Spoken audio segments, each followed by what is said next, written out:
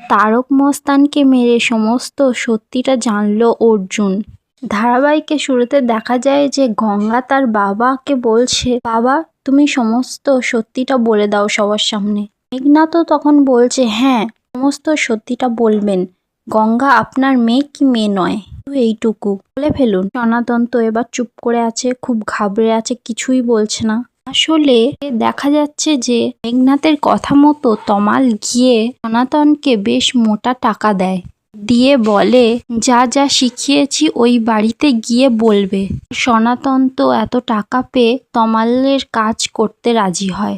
সনাতন তো তখন এদিকে বলে, আমার এখন সবার সামনে তার সত্যি কথা বলতে ইচ্ছা হচ্ছে, গঙ্গা আমার নিজের মেয়ে নয়। কথাটা তো শোনা মাত্র গঙ্গার মাথায় তো বাজ ভেঙে পড়ে। গঙ্গা কথাটা শুনে যখনই মাথাটা ঘুরে পড়ে যাবে তখনই এসে অর্জুন গঙ্গাকে ধরে নেয় আর ধরে একটি চেয়ারে বসিয়ে দেয়। জেঠু তো কথাটা শুনে রেগে যায়। এবার সনাতনকে বলে যে আগে কেন বলেছিলে গঙ্গা তোমার নিজের মেয়ে। সনাতন তো এবার নাটক করতে করতে জেঠুর কাছে যায়, গিয়ে বলছে, স্যার আমি সমস্ত কিছু মিনতির কথাই বলেছিলাম, আসলে আমি ভালো মানুষ নই তো, আসলে গর্ভবতী অবস্থায় আমি মিনতিকে বাড়ি থেকে বের করে দিয়েছিলাম। এরপর মিনতি একটা কন্যা সন্তানের জন্মও দেয় আর সন্তানটি হারিয়েও যায়, এটা আমি পরে জেনেছি। আবারও যখন মিনতির সাথে দেখা হয়েছে তখন কিন্তু আমি মিনতির সঙ্গে সংসার করতে চেয়েছিলাম। তখন মিনতি আমাকে একটা শর্ত দিয়েছিল, সে সংসার করতে পারে কিন্তু গঙ্গাকে নিজের মেয়ের পরিচয় দিতে হবে। তখন ভেবেছিলাম এইটুকু মিথ্যে বলাতে গঙ্গার ভালো হয়, আমার ভালো হয়, এইটুকু ক্ষতিটা কি। কিন্তু এখন গঙ্গা কার মেয়ে, মিনতি কোথা থেকে কুড়িয়ে পেয়েছে সেটা আমি জানি না। সনাতন তো এবার সবার সামনে নাটক করছে আর কাঁদছে আর হাত জোর করে বলছে, বিশ্বাস করুন সবাই আমি এ বিষয়ে কিছুই জানি না। অর্জুন তো এবার মনে মনে বলছে, আমি শিওর গঙ্গা এসব বিষয়ে কিছুই জানতো না, কিন্তু আমি এ বিষয়ে যদি এখন সাপোর্ট করতে যাই তাহলে মা আর অহনা গঙ্গার দিকে কাদা ছেটাবে। না না, আমার এখন রাগ করলে চলবে না, পুরো রহস্যটা ভেদ করতেই হবে। অর্জুন এখন মিনতির কাছে যায় আর বলে, আগে বলুন গঙ্গার বাবাকে, আর এতদিন কেন গঙ্গাকে এসব কথা জানাননি।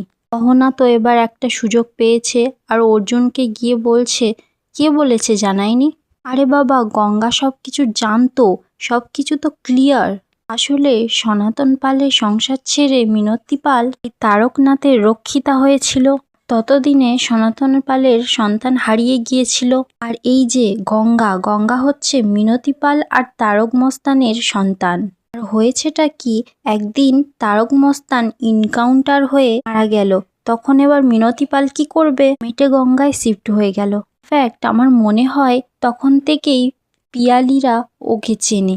তারপর হঠাৎ করে একদিন সনাতন পাল ফিরে এলো, তারপর মিনতি পাল একটা সুযোগ পেয়ে যায়।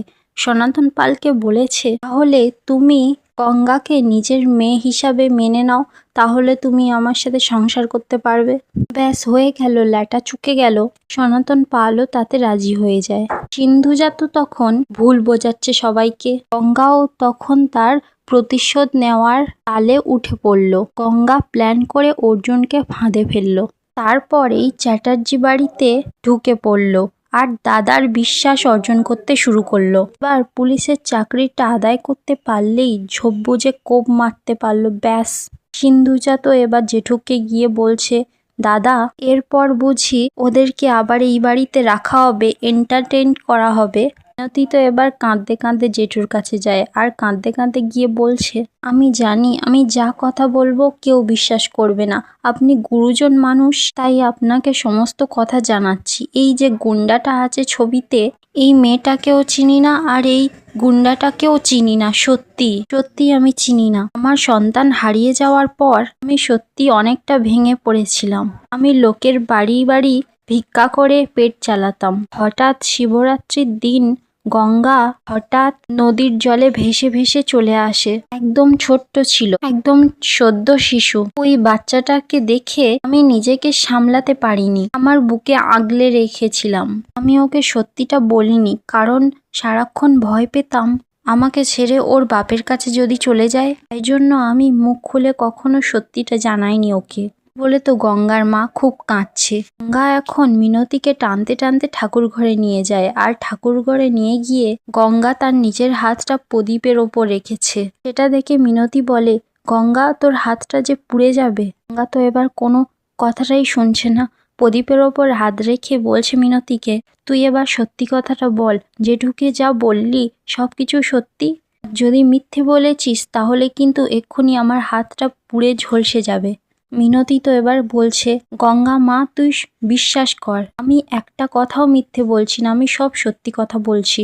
তখনই ওখানে অর্জুন চলে আসে, আর অর্জুন এসে গঙ্গার হাতটা সরিয়ে নিয়ে বলছে, গঙ্গা সব পাগলামি করার দরকার কি আছে? সব পাগলামি বন্ধ করো। গঙ্গা তো এবার কাঁদছে আর চিৎকার করে বলছে যে, স্যার আমার তো তাহলে আর কেউ রইলো না, আমার পরিচয়টুকুও জানি না, আমার বাবাকে আমার মাকে সেটুকুও জানি না। গঙ্গা তো এবার মিনতির কাছে গেছে আর কাঁদছে আর বলছে, তুই সারাক্ষণ আমাকে জড়িয়ে রাখতিস না, আমাকে আগলে রাখতিস না, সারাক্ষণ তো আমাকে মেয়ে করতিস, আর আমি জানতাম পৃথিবীতে শুধু আমার একটাই মা আছে। তারপর আমার বাবা ফিরে এলো, তারপর জানতে পারলাম আমার একটা পরিবার আছে, কিন্তু স্যার আমার তো কেউ রইলো না। গঙ্গা তো এবার কাঁদতে কাঁদতে নিচে ছুঁড়ে চলে যায়। সিন্ধুজা তো এবার জেঠুর কাছে গেছে, দাদা এই মেটে গঙ্গার বস্তির লোকদের নাটক দেখতে আমার একদমই ভালো লাগছে না, আমার মনে হয় গঙ্গা ওর মার নামে পুলিশের কাছে একটা ডায়েরি করা উচিত, আর ওরা যে আমাদের ক্ষতি করতে এসেছে সেসব কথা পুলিশের কাছে জানাতে তো হবে। এই যে ভেসে আসা কুড়িয়ে পাওয়া এসব কি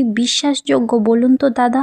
আর যেই সনাতন পাল ওর সঙ্গে এই যে ঘনিষ্ঠ ছবি, এসব দেখার পর আপনারা এখনো বলবেন গঙ্গা কোনো ফ্রড নয়? দাদা গঙ্গার কিন্তু একটা কালো অতীত আছে, ও একটা গুন্ডা তারক মস্তানের মেয়ে। একটু তো এবার রেগে মেগে সিন্ধুজাকে বল, ছোট বৌমা তুমি কিন্তু ভুল জায়গায় ঢিলটা মারছো, আর গঙ্গা হচ্ছে অর্জুনের স্ত্রী, তাই অর্জুনই ঠিক করবে গঙ্গা কতটা ঠিক আর গঙ্গার মা কতটা ভুল। আর গঙ্গাকে শাস্তি দেওয়ার আমরা কে? গঙ্গাকে যদি কেউ শাস্তি দেয় তাহলে সেটা অর্জুন, আমরা সেটা ঠিক করার কেউ নই। অহনা তো এবার বড় একটা সুযোগ পেয়ে গেছে আর অর্জুনের কাছে গিয়ে বলছে, অর্জুন কি হলো এবার বলো, গঙ্গা বলে মেয়েটাকে কি ব্যবস্থা করা যাবে? আমি তোমাকে বারবার করে বলেছিলাম এই মেয়েটাকে তাড়িয়ে দাও এই বাড়ি থেকে, এই মেয়েটাকে বিশ্বাস করো না। কি হলো শেষকালে? তুমি নাকি তারক মস্তানের মেয়েকে দাঁড় করালে, প্রাণপণ চেষ্টা করে গেলে, কি পেলে শেষকালে? ধোঁকা, প্রতারণা। গঙ্গা তো আর চুপ করে থাকে না, গঙ্গা তখন অর্জুনের কাছে গিয়ে বলে আর হাত জোর করে বলছে অর্জুনকে, বিশ্বাস করুন স্যার আমার পায়ের নিচ থেকে না মাটিটা একদম সরে গেছে, কিন্তু তাও আমি আপনাকে বলছি কোনো প্রমাণ ছাড়া আপনি কি আমাকে বিশ্বাস করবেন? এই গঙ্গা না কোনো ক্ষতি করার জন্য এই বাড়িতে আসেনি স্যার। গঙ্গা তো নিজেই জানতো না গঙ্গা কুড়িয়ে পাওয়া মেয়ে। মোহনা তো তবুও কথা শুনিয়ে যাচ্ছে, অর্জুনকে বলছে, অর্জুন তুমি এখনো শুনে যাবে এই বাজে মেয়েটার কথা? অর্জুন তুমি বুঝতে পারছো না এই মেয়েটা তোমাকে ইমোশনালি ব্ল্যাকমেল করে যাচ্ছে? গঙ্গা তো অহনার কোনো কথা শুনছে না আর অর্জুনকে বলছে, আমার মা যখন বলেছে ওই তারক মস্তানের মেয়ে আমি নই, তখন আমি নই স্যার, আর আমি বিশ্বাস করি স্যার, আমার রক্তে কোনো কুখ্যাতি রক্ত নেই স্যার, কিন্তু স্যার আমার কাছে যে কোনো প্রমাণ নেই। কি ভাবছেন স্যার, আমাকে বিশ্বাস করছেন কি করছেন না? এই বলে তো গঙ্গা খুব কান্নাকাটি করছে। আর এখানেই আজকের এপিসোডটি শেষ হয়ে যায়। ভিডিওটি কেমন লাগলো কমেন্টে জানাতে ভুলবেন না।